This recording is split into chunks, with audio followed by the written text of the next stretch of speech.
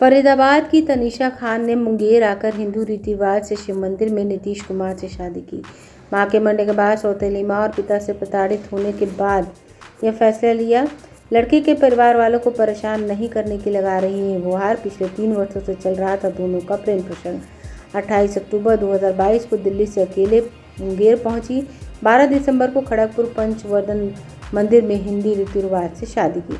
दरअसल मुंगेर में एक मामला का जिक्र काफ़ी ज़ोर शोर से चल रहा है। दिल्ली में अपने परिवार के साथ मजदूरी कर गुजर बसर कर रहे एक भागलपुर जिले के गणगनिया गांव निवासी नीतीश कुमार को एक मुस्लिम लड़की तनीषा से प्यार हो गया।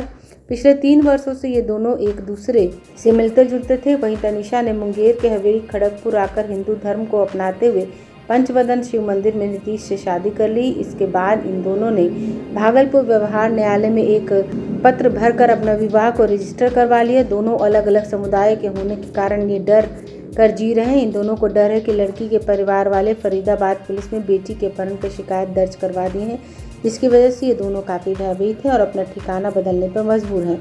तनीषा ने बताया कि मेरे पिता का नाम सलीम, घर फतेहपुर, थाना फतेहपुर है।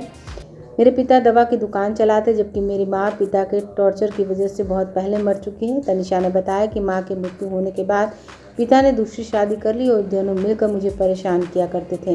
इन सब चीज़ों से तंग आकर मेरे पड़ोस में ही नीतीश कुमार रहते थे और धीरे धीरे मुझसे इनसे प्रेम हो गया।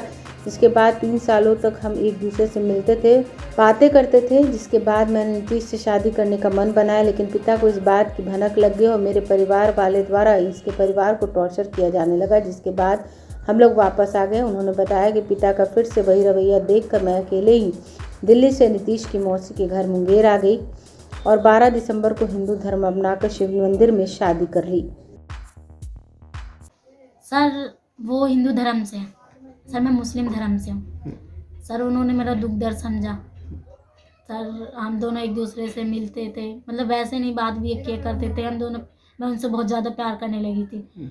उनके ख्याल हर चीज़ वो भी, लेकिन वो दिखाते नहीं थे कि मुझसे प्यार करते। उन्होंने सबको ये फैला दी कि किसी और लड़की से प्यार करते हैं, लेकिन सर उसके बाद जैसे हम मिलते थे तो सर हम दोनों की किस वगैरह ये सब हो भी गई थी उस टाइम पे, लेकिन और ज़्यादा कुछ नहीं। फिर सर मैंने यही सोचा कि मुझे शादी करनी है तो इनसे ही करनी है, वरना किसी से नहीं करनी। मैंने खुद ने सोचा था। फिर उसके बाद सर वहाँ से जो मेरे साथ वो हरकतें की थी, 2 सितंबर की बात है, मैं गाँव गई थी तो बाबा ने वो हरकतें वहाँ करी थी गाँव में। सर मैं गई थी तो पापा जैसे रात में मैं लेटी थी चौकी पे, तो फिर वही हरकतें कर दी उन्होंने।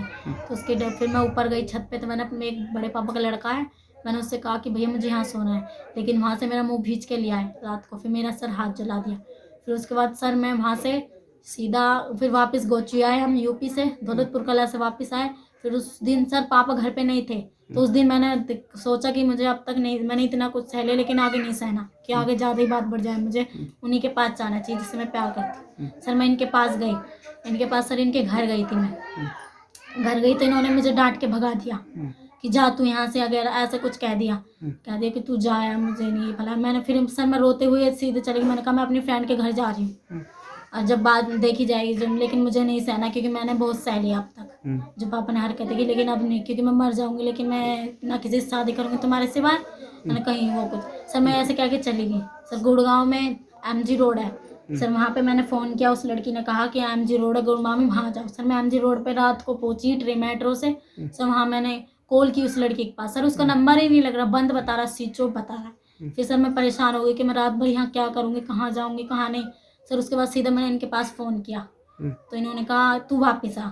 सर मैं वापस गई। वापस जाने के बाद सर मैंने कहा कि मुझे घर नहीं जाना, मुझे शादी करनी है तुमसे। इन्होंने कहा तू बिहार जा, ठीक, तू मेरे घर जा सकती है तो तू बिहार चली जा। मैंने कहा ठीक है। इन्होंने मुझे नंबर दे दिया मौसी का और एड्रेस बता दिया था। तो सर मैं वहाँ से ट्रेन में बैठ गई। फिर सर इनके साथ मेरी फैमिली वालों ने इन्हें पुलिस के हवाले कर दिया कि लड़की ये लेके गया, ये वो फलाना। सिर उनको मारा पीटा। यूनुस खान ने बहुत ज़्यादा मुझे सर थाने में बहुत ज़्यादा मारा सर। फिर उसके बाद सर मैं यहाँ आ गई तो उनकी जो मम्मी उन्होंने बता दी कि बिहार में है लड़की। सर सुबह फिर उन्होंने कहा, पुलिस वाले ने बात की मौसी से कि लड़की को लेके आओ। सर वो मुझे सुबह लेके गई। सर मैं कोर्ट पे पहुंची। वहाँ पे कोर्ट पे पहुंचने के बाद सीधा मेरे भाई ने मुझे उठा लिया, नासिर ने, और मेरे जीजा थे फखरुद्दीन और एक बड़े पापा का लड़का जाविद। इन्होंने सर मुझे उठा लिया, जाने नहीं दिया कि ये बोलने के लिए कि मैं अपनी मर्जी से गई थी, इनका कोई हाथ नहीं था, नीतीश कुमार को कोई हाथ नहीं था, इन्होंने कोई वो किया। सर मैं अपनी मर्जी से गई क्योंकि मैं जिद कर रही थी कि मुझे शादी करनी है लेकिन घर नहीं जाना, ऐसे जहन्नुम घर में नहीं जाना जहाँ बाप बेटी की इज्जत ही नहीं करता हो, जिसमें बेटी को पीटा जाता, बेल्टों से मारा जाता, उसकी कोई वो ही नहीं होती सर। इसलिए सर उसके बाद यही बात कहने के लिए मैं कोर्ट में जा रही थी, लेकिन सर मेरी किसी ने नहीं सुनी। वहाँ से सर मैं बहुत चिल्लाई, रोई वोई, लेकिन सर मुझे उठा के लिया है। वही नीतीश ने बताया कि मेरा नाम नीतीश कुमार है, अभी हम छुप कर भदौरा थाना सहायक थाना शामपुर में मौसी के घर पर हैं। हम लोगों ने शादी कर ली है, हम लोगों को कोई दिक्कत नहीं, बस हम लोगों को लोग परेशान ना करें। शादी मैंने तनीषा खान से की थी, है ना। तनीषा खान से मैंने शादी की थी। मैंने शादी की थी पचपदन में, खड़गपुर में, यहाँ पे खड़गपुर में पचपदन है, उस मंदिर में शादी की थी। उसके बाद फिर हम कोर्ट है ना, कोर्ट में जाकर हमने सुना दिया था कि मतलब हमने अपनी मर्जी शादी की, हम बालिग हैं, कागज बनवाए थे ताकि कोई बाद में कोई प्रॉब्लम ना हो। सर पता तो नहीं, लेकिन सुना है कि सिकंदराबाद में जो पुलिस है वहाँ पे इन्होंने एफआईआर दर्ज की कि मैं इन्हें किडनैप करके वहाँ से लेकर अपहरण करके रख रखा मैंने इन्हें। अच्छा, मैं तो सर वहाँ गया भी नहीं, मैं खुद 2 महीने सर मैं काफ़ी टाइम से यहीं हूँ। जब मैं 2 महीने मुझे यहाँ हो गए थे, जब ये अपने आप यहाँ आ गई अचानक से। जी सर, उससे सर हमें कोई फ़र्क नहीं पड़ता, मुझे कोई फ़र्क नहीं पड़ता। मेरी फैमिली, मेरी जो फैमिली है वो भी इस चीज़ से नामर्द है। वो भी कहते हैं कि मुझे मंजूरी नहीं है, ये है लड़की मुसलमान ही है, ये सब चीज़ें। लेकिन मेरी फैमिली तो किस तरीके से मान जाएगी सर, मुझे पता है आज नहीं तो कल मैं उन्हें मना लूँगा और कहीं नहीं जाएंगे। लेकिन दिक्कत इनकी तरफ से आएगा ना, इनके जो पेरेंट्स हैं वो बिल्कुल अलाउ नहीं देते, बिल्कुल नहीं मानते।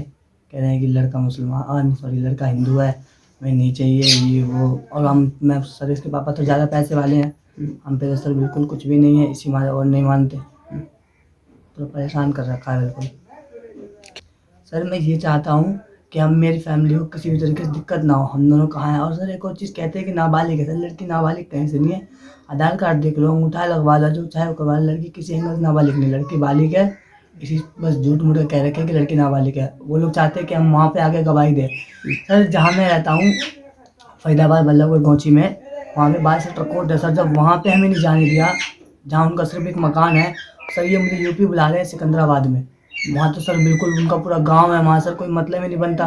पुलिस वालों को कहें, पुलिस वाले ऐसे कहते हैं कि लड़की तो आन दो, बयान तो उसका हम बदलवा देंगे, ऐसे ऐसे बोलते रहते हैं वो लोग। अब मैं वहाँ जाऊँगा सर तो फिर वही होगा, उनकी चलेगी, गांव उनका, शहर उनका, जो चाहे वो करेंगे। पुलिस उनकी, पापा इनके तुरंत पैसा दे देते हैं, जितना चाहे उतना मांगते तुरंत दे देते हैं, ना कोई कानून करवाई ना कुछ।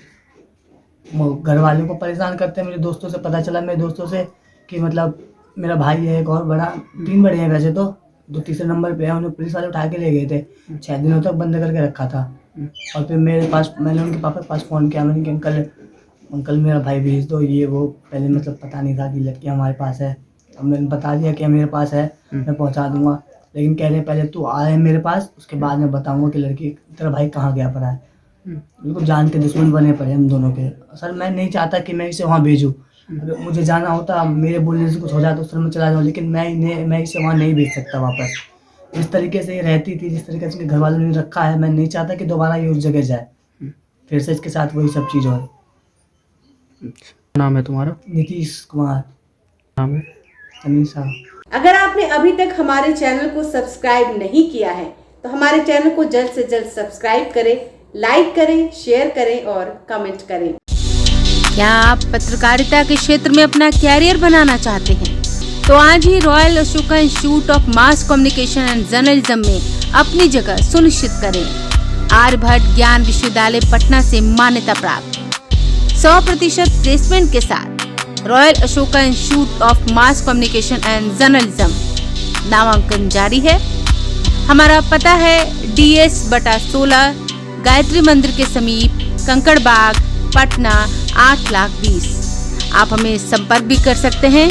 हमारा मोबाइल नंबर है 9955456126।